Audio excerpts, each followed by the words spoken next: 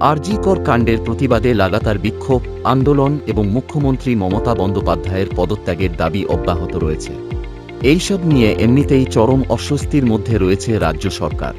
সেই আবহে শাসক দল তৃণমূলের অস্বস্তি আরও বাড়িয়ে দিল নিউ টাউনের একটি ঘটনা।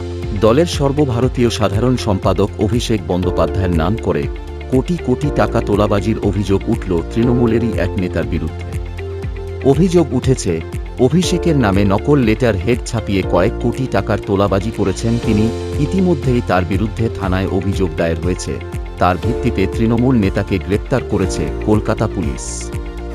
যদিও তৃণমূলের দাবি, ধৃত ব্যক্তি তৃণমূলের কোনো নেতা নন। এই নিয়ে শুরু হয়েছে রাজনৈতিক টানাপোড়েন। পুলিশ সূত্রের খবর, ধৃতের নাম কৌশিক সরকার।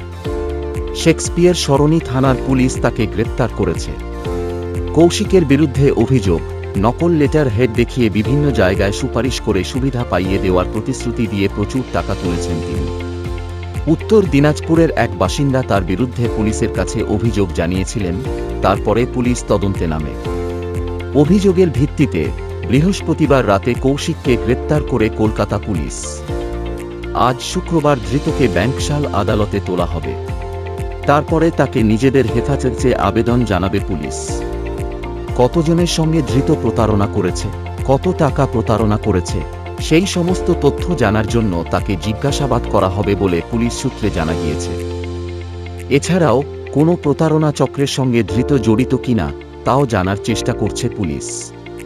অভিযোগ উঠেছে, এর আগে জমি দখলের অভিযোগ উঠেছিল এই কৌশিকের বিরুদ্ধে। এদিকে এই খবর প্রকাশ্যে আসতেই তৃণমূলের তরফে তাকে দলের নেতা বলতে অস্বীকার করেছে নেতৃত্ব।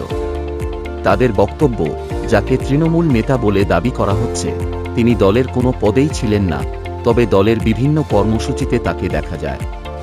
এলাকার তৃণমূল বিধায়ক তাপস চট্টোপাধ্যায় বলেছেন, ধৃত কোনো তৃণমূল নেতা নন। যে কেউ দলের কোনো নেতার ছবি দেখিয়ে দাবি করতে পারে সে ওই দল করে, তবে দল কোনো রকমের অন্যায়কে প্রশ্রয় দেবে না বলে তিনি জানান।